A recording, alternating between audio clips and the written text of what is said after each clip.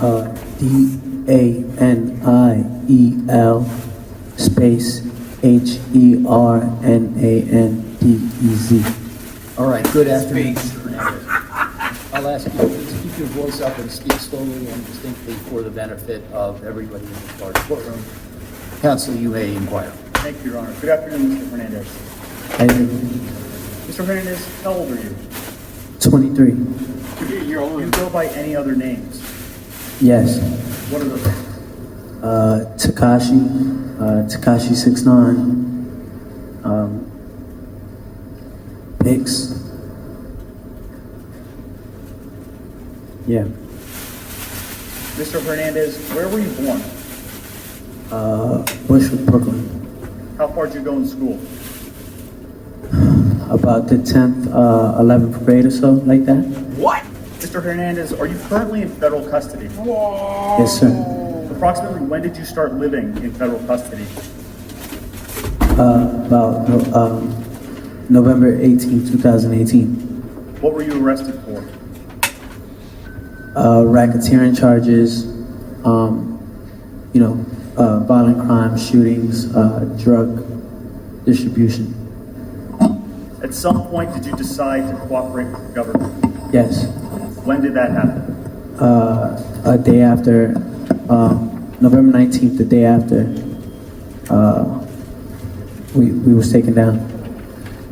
In connection with your cooperation, have you pleaded guilty to certain crimes? Yes. What crimes did you plead guilty to? I believe there was 9 counts of racketeering, shootings, and drug distribution. Now, you listed racketeering as one of the crimes to which you pleaded guilty. Were you a member of any gang? Yes, sir. What was the name of the gang that you were a member of? The non-trade bloods, non-trade blood. Approximately when did you become a member? Around, I would say November of 2017. What sorts of things did 9 Trey members do? I'm sorry? What sorts of things did 9 Trey members do? We participated in a lot of, violent crimes, robberies, assaults,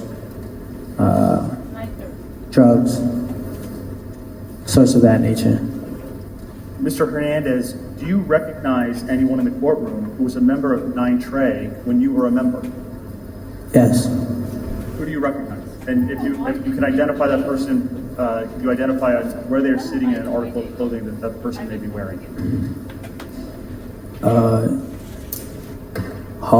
Anthony Ellison has a gray suit on.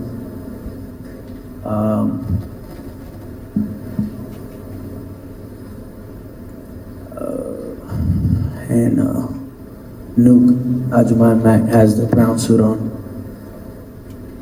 with the white thing on his head. Your Honor, may the record reflect that the witnesses identified Mr. Mack and Mr. Ellison? Yes, the record reflects that Mr. Hernandez, in sequence, identified Mr. Ellison and then Mr. Mack. Thank you, Your Honor. Now, Mr. Hernandez, we'll turn back to 9 Trey in a minute. Before we do, I'd like to ask you some questions about your life before 9 Trey. Where'd you grow up? I was raised and lived in Bushwick, Brooklyn. Where'd you go to school? For elementary, I went to PS59. For middle school, I went to Walmart Campos. For elementary, I went to PS59. Middle school, Walmart Campos, and high school, for the time being, went to Legacy High School. Legacy High School. Did you work? Yes. What'd you do? I started working at the age of 13. My first job was at the Greenpoint Youth Court. It's a job that handles like misdemeanor cases for youth, where the youth acts in like a bailiff, judge, jury, youth advocate, community advocate type of thing. I did that about for 2 months. Mr. Hernandez, I'm going to cut you off. I think you are speaking so close to the mic that you're blurring some of your words. Maybe move back a tiny bit from the mic, but keep your voice up and keep speaking slowly. Thank you. So I did that for about a year.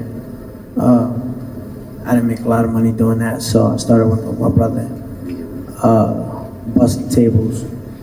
I did that for about a year and a half.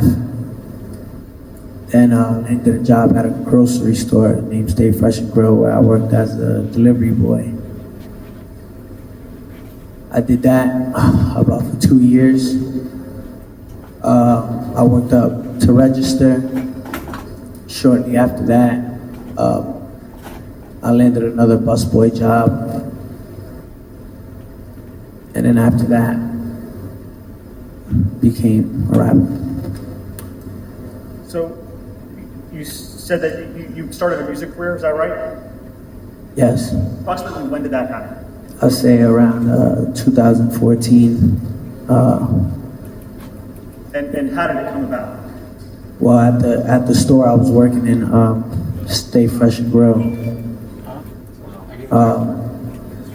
there was a guy under the name Peter Rogers, always coming there, buy a tea and like a tilapia, some peanuts, stuff like that. He asked me if I made music and if I rapped. And I was like, no. And he was like, well, you know, you got the image for it, you look cool. I was like, you know, I took it in consideration and we started making music from the deli. And again, this is around 2014? Yes, sir. Like late 2014, like September. So when you started making music in around 2014, what type of music were you making? It was more of like a rock and roll rap. Approximately how many records or songs did you release? 8, I believe. I believe around 8. Did you go on any tours? Yeah. Where did you tour? Eastern Europe. I toured in Bratislava, Slovakia. Prague, Czech Republic. Brno, Czech Republic. St. Petersburg, Russia, and Moscow. Were you making any money at this time as a metal rap performer? I mean, for all those shows, I made about like $2,000 profit. I did it just for the experience. Now, Mr. Hernandez, did there come a time when the type of music that you recorded changed? Yes, Approximately when did that happen? around it changed in September of 2017. Now, directing your attention to September 2017, did there come a time when you filmed a music video in Brooklyn? Yes, sir. Where in Brooklyn? Bedford-Stuyvesant, Brooklyn, on Madison between Tompkins Avenue and True. Do you remember the address? I believe I want to say it's 370 Madison. 370? 370. Ms. Harney, can we please pull up for the witness what's been marked for identification as Government Exhibit 202? This shit right on crazy just now. Mr. Hernandez, do you see Government Exhibit 202? Yes, What is that? 370 Madison. Is that a photograph of 370 Madison? Yes, sir. Does it fairly accurately depict the way 370 Madison looked? Yes, sir. Your Honor, the government offers Government Exhibit 202. Any objection? None, Your Honor. From that. Received. May we publish it, Your Honor? Yes.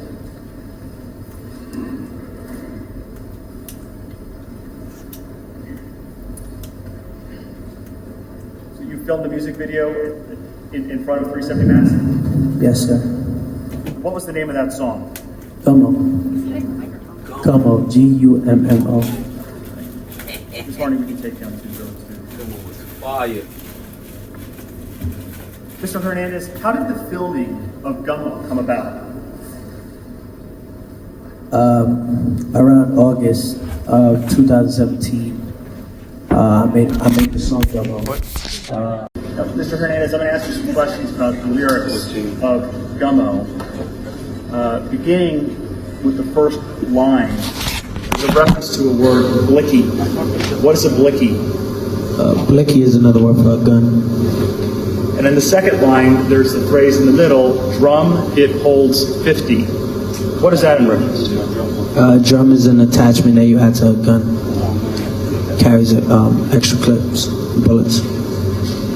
Turning to the second stanza, the second line of the second stanza, there's a line there, in the hood with them Billy N-word and them Hoover N-word. What is that in reference to? Just me stating who I'm around. And what is this with Billy? Billy is not Trey. And Hoover? Hoover is his own set. Like their own thing. Now, the last line, no KB, you a loser, N-word, up that Uzi, N-word. What is that in reference to? First of all, what is KB? KB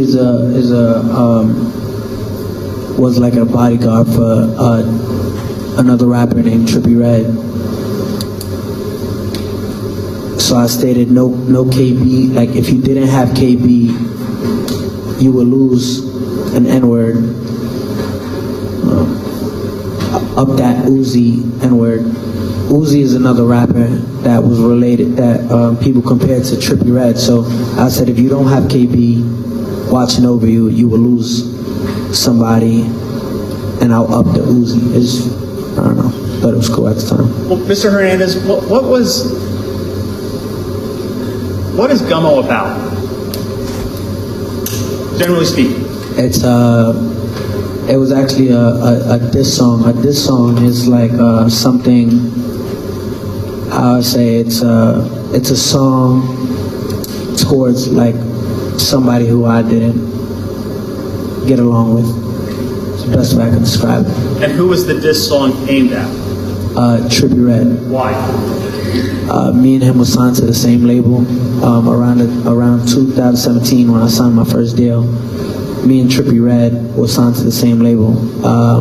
He signed first. I then signed right after. There was a lot of jealousy involved, a lot of arguments back and forth on social media. So I made this song in the midst of the situation. Did you have an understanding as to whether or not Trippie Redd was affiliated with a gang? Yes. And what gang was that? I think he was, he was part of like 6ix9ine Brim. And what's 6ix9ine Brim? It's another blood set. Is that a rival set to 9 Trey? I mean, it became another rival at the time. So, and Ms. Honey, we can take down 607T. So, Mr. Hernandez, after you had filmed Gummo, did there come a point in time when Gummo was released on the internet? Yes. What happened after Gummo was released on the internet? I think we released Gummo in about October, around October. Gummo became just an instant sensation. It was a sensation. It went viral. Viral meaning people shared it. People, came to like the video, Gummo. They liked the song. So it was instant success, I would say. So after the release of Gummo, did you have any other conversations with either Seiko or Shani about doing another video? Yeah. About filming another video? So when I released Gummo, I was in Los Angeles. I wasn't authorized to release the video with the label. So I just put it out anyway. I just threw it up on YouTube and just said, whatever happens, happens.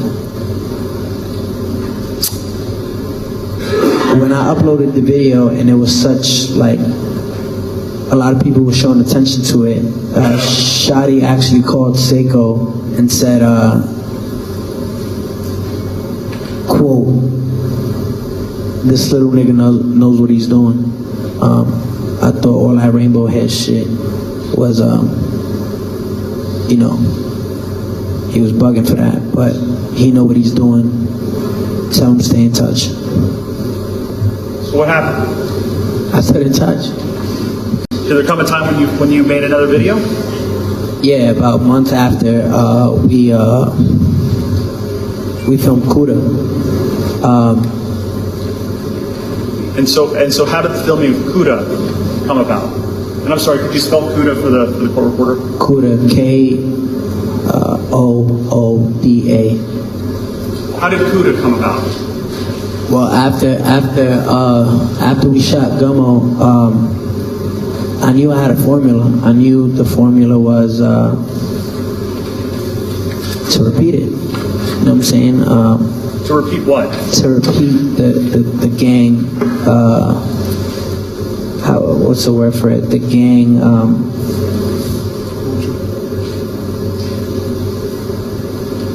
Image, I would say, like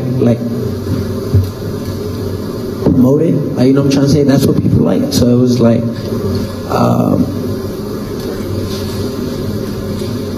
It was just a formula, a blueprint that I found that worked. So I told Shadi I want to film.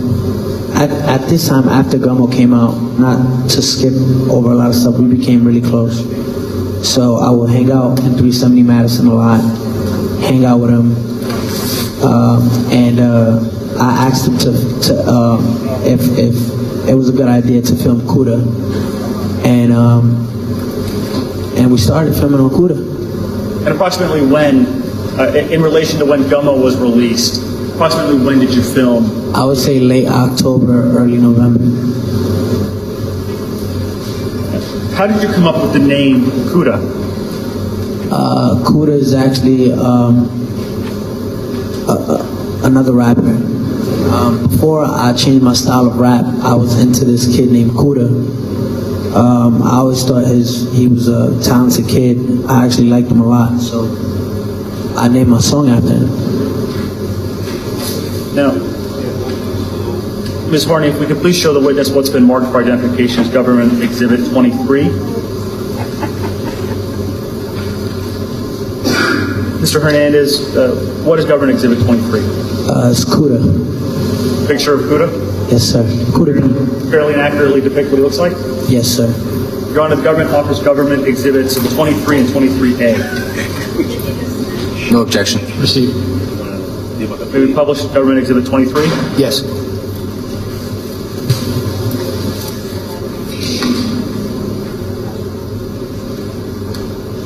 Thank you, Ms. Harney. Now, Mr. Hernandez, where was Kooda filmed? Kooda was filmed in Brooklyn, in the intersection of Fulton Avenue and Utica, I believe. In like Crown Heights, Brooklyn. Is there a housing development that's around Utica and Fulton? Yeah, Smurf Village. Does Smurf Village have any relationship to Nine Trey? It is non-Trey members who live there.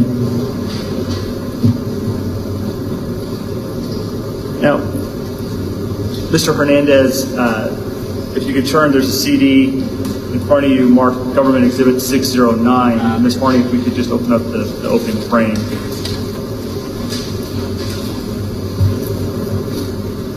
Prior to testifying, did you review the contents of Government Exhibit 609? Yes, sir. What is on 609?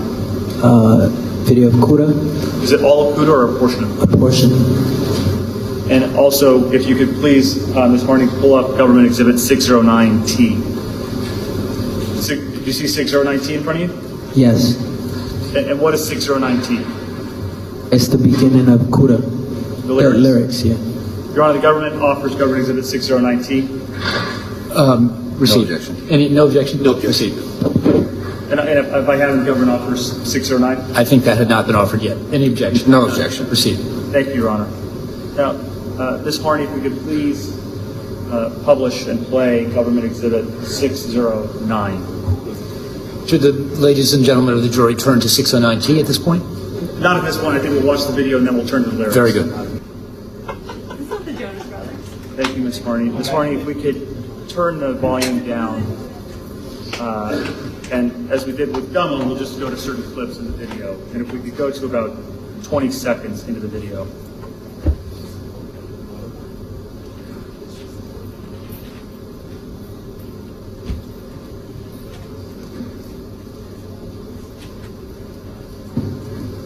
If we could go just a little before, sorry, I'm sorry. We're start at 19 seconds. Play it. Stop. Mr. Hernandez, in the middle of the screen, who's depicted there? Seiko Billy. And behind Seiko Billy, I'm sorry, are you on the right side of the screen here? Are you depicted on the right side of the screen? Is that your arm? That's my hair, yeah, my arm. And behind you, who's behind you? Behind your arm. And Miss Marnie, maybe we can play. Yes.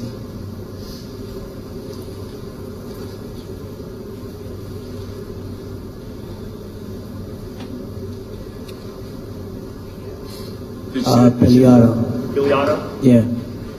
Now, Miss Marnie, if we go to 30 seconds in the video.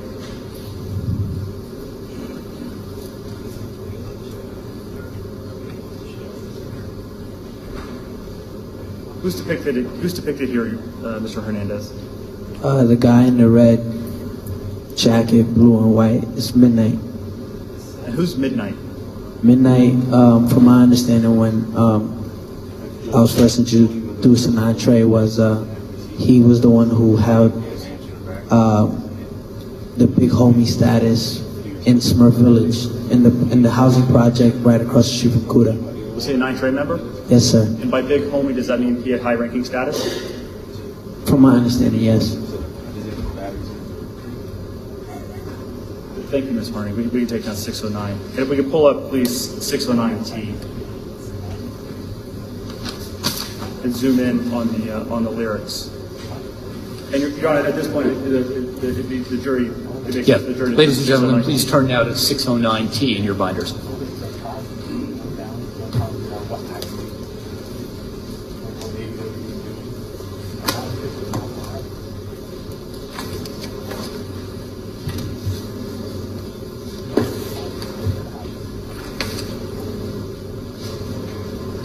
Mr. Hernandez, the first line, N-word running out they mouth, but they never pop out.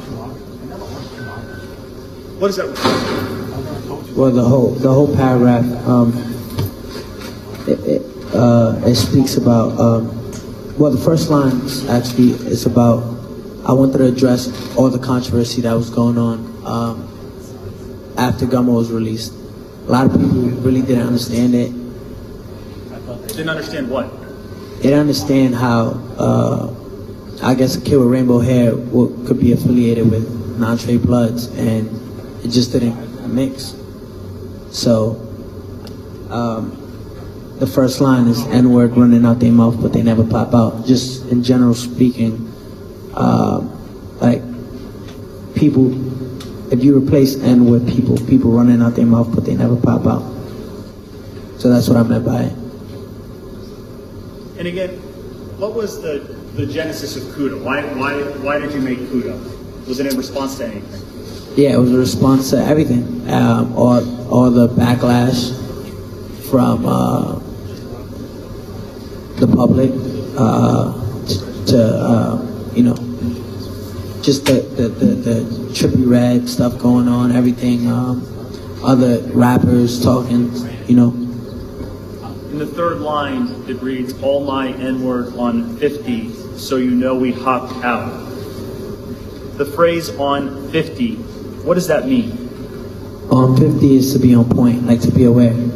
Is that a term associated with 9 Trey? Or Bloods in general? Bloods in general. I mean, I just think gang Objection leading. 1 moment. Sustained. Mr. Hernandez, the term on 50, how do you know about that term? Well, I was taught about all, you know, well, not all the terms, but I learned a couple just talking with Seiko, Billy, and on 50, you know, Did you talk to other people? yeah, Shadi. And what did they teach you? But after Kooda, Oh, I'm sorry. Before Kooda, as you were writing Kooda, okay, yeah, with some of the terms in the lyrics, yeah. how did you come about drafting those lyrics or coming up with the lyrics? Well, me and my best friend Andrew, we write together. But you know, I was spending a lot of time with you know, Nine Trey at 370 Madison, always on 50 or 212. So based on your time with members of Nine Trey, did you learn any of their lingo or words that they used? Say that one more time. Based on your time that you spent with members of Nine Trey, did you learn about some of their lingo or the words that they used? Correct. Is on 50 one of those terms that you learned? Yes. And what does on 50 mean? To be aware. On the next line, line 4, it reads, mobbed out, ops out, we're going to show what we about. What are you talking about in that line? So in this line, I'm saying mobbed out, like mob, referencing like we're in large numbers, like mobbed out, and we're, you know, mobbed out. Ops out is like opposition, like the opposition, our opposition are out, so we're mobbed out, they're ops out, we're gonna show what we about. Thank you, Ms. Harney. We can take down 609T. Mr. Longier, are you done with the examination of this exhibit? Yes, I am. All right, I'm looking for a natural break point because I understand that the juror's coffee has arrived.